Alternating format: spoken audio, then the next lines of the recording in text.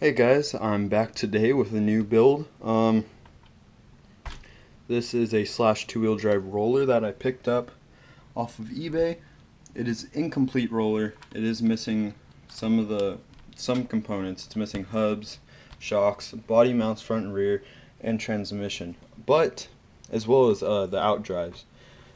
But for the deal I got on it, it was really good. This is a brand new truck.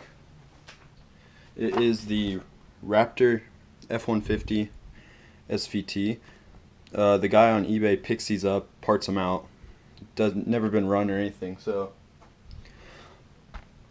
it's just your basic two-wheel drive, high center of gravity platform.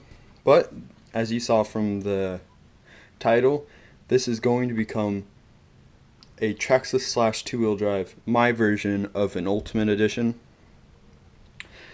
which I was waiting for Traxxas to release, but they never did. So, like what they did with the slash 4x4 for racing, make it an Ultimate Edition, I'm going to do the same for this truck.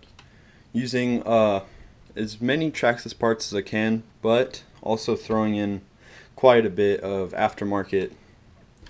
But at its core, it's still going to be a Traxxas front rear clip and chassis. I do have many upgrades coming for this, so it's going to be fun. This is pretty much what it came with. It came with a bag of hardware.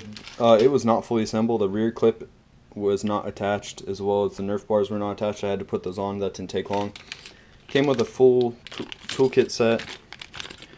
All your turnbuckle wrenches, wheel wrench, and also the intended wrench, which I found funny because it doesn't come with a waterproof receiver box. Your phone. And that's it. That's all I was able to get. But when I ordered this, I also ordered some of the hop-ups.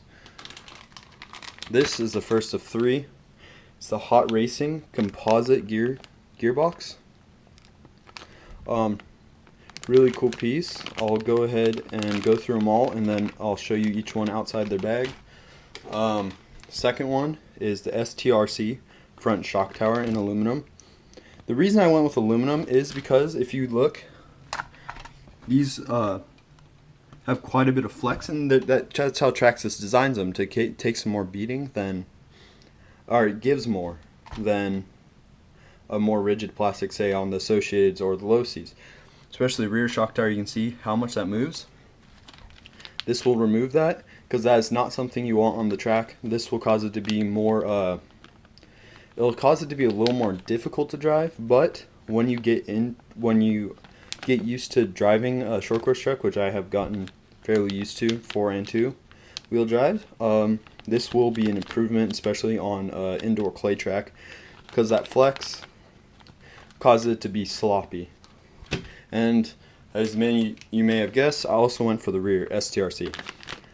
In this Ultimate Edition, I know on Traxxas's 4x4 they go with the their own aluminum, but for a few reasons I went with STRC. One, they don't make the shock towers. Traxxas doesn't make the aluminum shock towers. And two, it's just a lot cheaper, I mean, than the Traxxas aluminum stuff. Not saying it's not good stuff, but the STRC, I like the blue that they use. It's a little lighter blue than the Traxxas, and it's also more budget efficient for me. So let me get those on bag. First, this is the Hot Racing gearbox. It is a composite, carbon fiber composite main part of the transmission with an aluminum motor plate, which I really liked. It's good milled. Looks pretty good. It's very lightweight compared to the Traxxas. Has nice heat sinks right there in the blue, which I really liked. This was about the same price as it. It's actually about twice as much as Traxxas now I'm thinking about it. It was about the same price as a full Traxxas transmission with gears. I do not have gears, so I'm going to have to figure out how to get those. And it also came with all the hardware. The tubes for the screws to go in, they're going to sit something like that on there, just to give this screw something to attach the bumper to. Just all the hardware you need for it, as well as this was the thing I really liked. I didn't know it came with was aluminum ears for the arms to sit in. So those are going to be nice. Don't have to worry about snapping them off. But seems like a fairly good transmission for racing. Bashing, it seems like it might be a little weak.